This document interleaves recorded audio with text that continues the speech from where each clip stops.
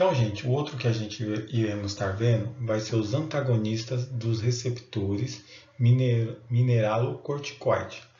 O que esse mineralocorticoide faz? Ele vai se ligar, né, ao receptor. Quando esse mineralocorticoide ele se liga ao receptor, o que ele vai provocar? Ele vai provocar a retenção de sal, no caso seria o potássio ou sódio, ele vai fazer a retenção de sal, né? E também vai reter água. Isso é o que o mineralocorticoide vai fazer, tá? Quando ele se liga ao receptor. Então, só para refrescar a memória, o mineralocorticoide, quando ele se liga ao receptor, ele vai provocar o quê? Retenção de sal e retenção de água, tá? Beleza? Ele vai fazer isso, ele vai reter sódio, né? E ele vai reter água. Além do que, quando ele fizer isso, ele vai aumentar a excreção dos íons, né? Esses íons aqui, como vocês podem estar vendo, porque eles vão se ligar ao receptor. Aonde os fármacos mineralocorticoides vão agir? Eles vão atuar no túbulo final distal e no ducto coletor. Então, o que o fármaco vai fazer? O fármaco antagonista do mineralocorticoide. Então, você tem aqui o receptor de mineralocorticoide. O fármaco vai se ligar nesse receptor. Esse aqui é o fármaco, tá? Vou colocar o fármaco, um F de fármaco. Ele vai impedir que o mineralocorticoide se ligue. Então, ele impedindo que o mineralocorticoide se ligue, o que vai acontecer? Como o mineralocorticoide não se ligou, então ele vai eliminar a água e eliminar sal, né? O sódio. Por quê? Porque o mineralocorticoide não se ligou. Então, toda vez que a gente fala que vai usar um antagonista do receptor do mineralocorticoide, é isso. O antagonista ele vai bloquear o receptor do mineralocorticoide, impedindo que o mineralocorticoide fizesse sua ação. Por quê? O mineralocorticoide ele ia se ligar ao receptor, se ligando ao receptor ele ia reter água e sal, e fazendo o quê? Aumentando a pressão cardíaca, tá? Vocês vão entender isso no próximo slide que eu vou passar para vocês. Os principais representantes dessa classe são a espirulactona e a carenona. Então, gente, os diuréticos eles são muito utilizados hoje na medicina clínica. Para quê? Então, ele vai ser muito utilizado para correção de doenças subjacentes. Quais são essas doenças? Edema, ou quando há também uma sobrecarga do volume, né? Como assim, professor, uma sobrecarga do volume? Quando se tem uma insuficiência cardíaca, você tem uma sobrecarga do volume sanguíneo, tá? E também ele vai fazer o quê? Vai evitar a insuficiência renal crônica, a síndrome de nefrótica. Então, geralmente, os diuréticos vão ser usados nesses casos que eu estou te falando, né? Na medicina clínica. Mas tem alguns outros também que vocês depois irão ver que não só nessa parte o diurético vai ser utilizado. Tá ok? Mas deu para entender essa parte aqui, né? Bom, gente, eu falei tanto do sistema renina-angiotensina. O que vai acontecer? Quando você tem uma diminuição da pressão arterial, que é representada aqui pelo PA, o que acontece? Os rins, eles recebem do nosso sistema circulatório 1/4 do sangue, né, para ser filtrado. Agora, você imagine o que vai acontecer. Quando você tem uma pressão arterial baixa, o seu sistema circulatório, o seu sistema do seu corpo, o seu sistema fisiológico, ele vai tentar aumentar por si só a pressão arterial.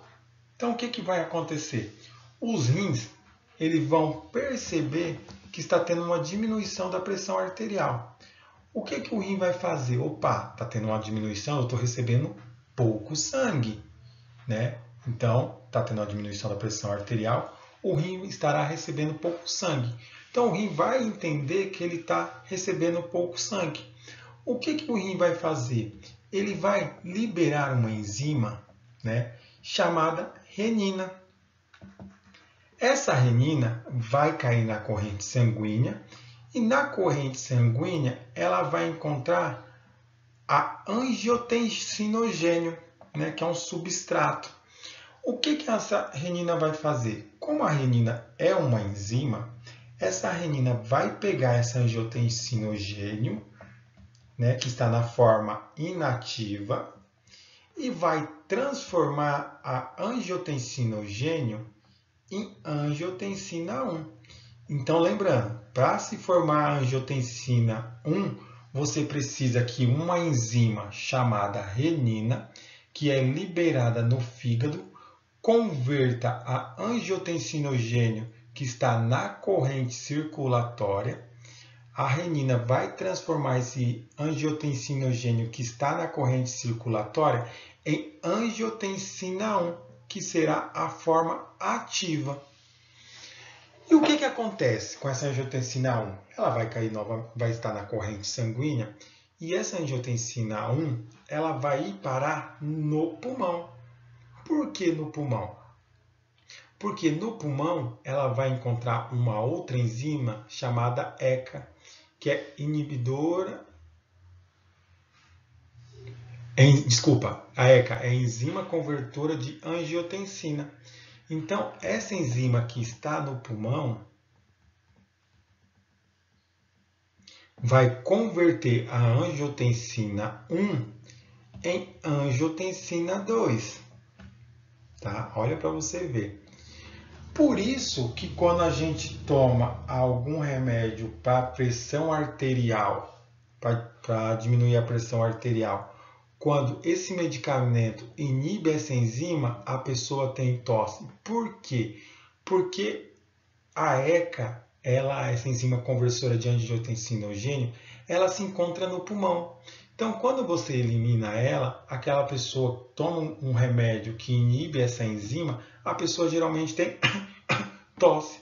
Então, a pessoa que está tomando remédio para controlar a sua pressão arterial, se esse remédio ele inibir essa enzima, a pessoa irá ter tosse, por causa que essa enzima está no pulmão. O que acontece? Converteu lá a angiotensina 1 em angiotensina 2. A angiotensina 2 ela vai cair no vaso sanguíneo e vai causar o quê? Vasoconstrição.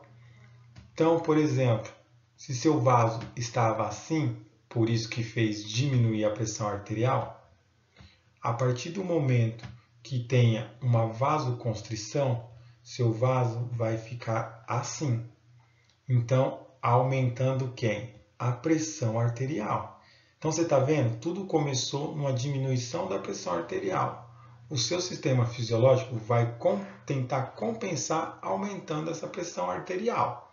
Então, vai criar no vaso vasoconstrição, aumentando a pressão arterial. Só que o que acontece? Lá no fígado, a gente tem uma glândula chamada glândula suprarrenal. Desculpa, nos rins, né? Falei errado, desculpa. Glândula suprarrenal, que está nos rins. Quando a angiotensina 2 chega na glândula suprarrenal, a glândula suprarrenal vai liberar um hormônio chamado aldosterona. Esse hormônio é aquele mineralocorticoide que eu estava falando para vocês no slide anterior. Então, ele é um mineralocorticoide. O que esse mineralocorticoide vai fazer? Lembra que eu falei? Ele vai se ligar aos receptores. Se ligando aos receptores, ele vai fazer quem? A reabsorção de sódio. Ele reabsorvendo sódio, o que ele vai fazer? Ele vai aumentar o volume sanguíneo. Então, ele vai fazer o quê? Vai aumentar a pressão arterial. Então, você vai ter um aumento da pressão arterial. Então, você viu que o seu sistema sanguíneo, o seu sistema circulatório, o seu sistema fisiológico, ele vai tentar compensar. Fazendo o quê? Então, vamos lá. Você teve uma diminuição da sua pressão arterial. O rim, ele vai receber o quê? Pouco sangue. O rim, ele vai perceber que recebeu pouco sangue. O que o rim vai fazer? Vai liberar uma enzima. Qual que é o nome dessa enzima? Renina.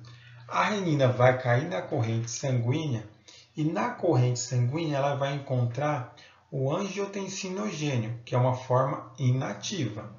O que a renina vai fazer? Vai converter o angiotensinogênio em angiotensina 1, que é a forma ativa.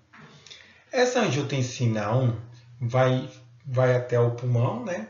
Vai cair na corrente sanguínea, vai até o pulmão e lá no pulmão ela vai encontrar uma enzima chamada ECA, que é enzima conversora de angiotensina.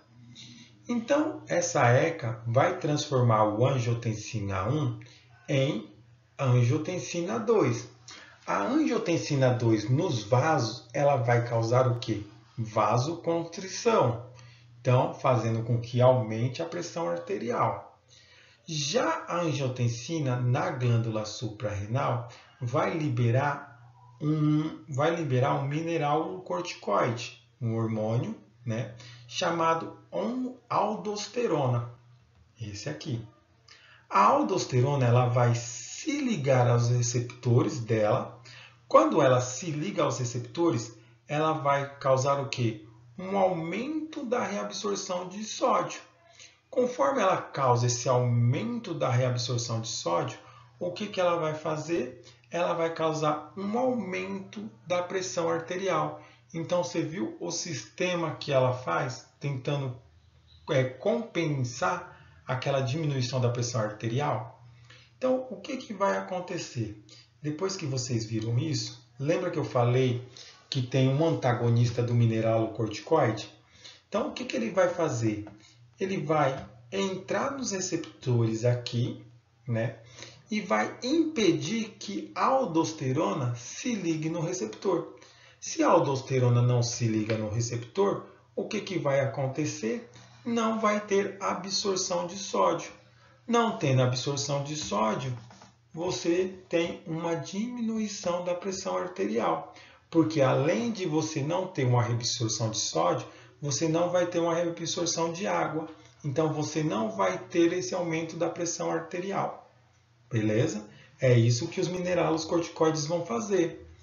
Tem medicamentos que eles vão atuar aqui, ó, na enzima conversora de angiotensinogênio. Se ele inibe essa enzima, essa angiotensina não vai se converter em angiotensina 2. Então, automaticamente, não vai fazer esse processo todo aqui, ó, de vasoconstrição. Então, daqui para cá, esse processo não vai existir. Mas, professor, por que eu tenho que usar um diurético ou por que eu tenho que usar um medicamento ou um fármaco para diminuir minha pressão arterial? Porque, às vezes, esse sistema ele pode se desregular. Então, sua pressão arterial pode aumentar muito, né? Então, imagine sua pressão arterial aumentando muito. Então, se ele está aumentando muito, o que está acontecendo? O seu rim está liberando muita renina, essa renina está encontrando muito angiotensinogênio, então está convertendo ainda mais angiotensinogênio 1, está encontrando mais, esse angiotensina 1 está encontrando a ECA, que está convertendo mais angiotensina 2, essa angiotensina 2 está fazendo muita vasoconstrição, está estimulando a glândula suprarrenal a liberar a aldosterona, então você vai ter o quê? Um aumento exacerbado da pressão arterial. Então, o que você vai ter que fazer? Tomar os remédios para combater a hipertensão arterial e também irá ter que tomar diurético, porque vocês viram que os diuréticos eles também estão relacionados. Por quê? Quanto mais você eliminar os íons de sódio e quanto mais você eliminar água, você diminui a pressão arterial também. Tá? Por isso que a maioria dos medicamentos, quando é para hipertensão, eles têm acompanhado de um diurético, porque vai evitar toda essa cascata. Beleza, gente? Deu para entender o sistema renina-angiotensinogênio? Que ele, no próxima aula, vai ser de grande utilização para nós. Então, aqui está explicando tudo aquilo que eu falei, né?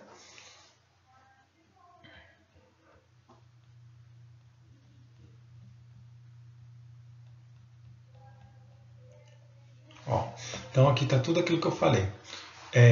Vamos lá. O sistema renina-angiotensina participa de modo significativo na fisiopatologia da hipertensão, da insuficiência cardíaca congestiva, o infarto do miocárdio e tal. O sistema renina-angiotensina-aldosterona trata-se de uma série de reação, que foi o que a gente viu, concebida para ajudar a regular a pressão arterial. De forma geral, podemos resumir as reações da seguinte forma. Quando a pressão arterial cai, no caso da pressão sistolítica, para 100, que é quando a gente fala, está 10 por 14, 10 por 9, tal. O que vai acontecer? Os rins eles vão liberar a enzima chamada renina, lembra? A renina vai cair na corrente sanguínea, né? A renina vai encontrar a angiotensinogênio na corrente sanguínea, convertendo ela em quê? Em angiotensina 1. A angiotensina 1, que se mantém relativamente inativa, então a angiotensina 1, eu falei que ela estava ativa, desculpa, ela continua inativa. É dividida em partes pela enzima de conversão de angiotensina, a ECA. A partir que ela vira angiotensina 2, aí ela vai ser uma forma ativa, tá? A angiotensina 2 faz com que paredes musculares da pequena artéria arterial se contraem, aumentando a pressão arterial. A angiotensina 2 também provoca a liberação do hormônio aldosterona pelas glândulas adrenais, né? O hormônio antidiurético pela hipófise. A aldosterona é a vasopressina que fazem com que os rins tenham sódio e sal. A aldosterona também faz com que os rins excretem potássio, aumentando o sódio, faz com que a água seja mais retida, aumentando assim o volume de sangue e a pressão arterial. Então, toda vez que você retém água e retém sódio, você vai ter um aumento da pressão arterial. Por isso que pessoas que têm pressão alta não podem estar comendo muita coisa salgada, porque você vai ter mais sal, esse sal vai reter mais água, e assim vai aumentar ainda mais a pressão arterial daquele indivíduo.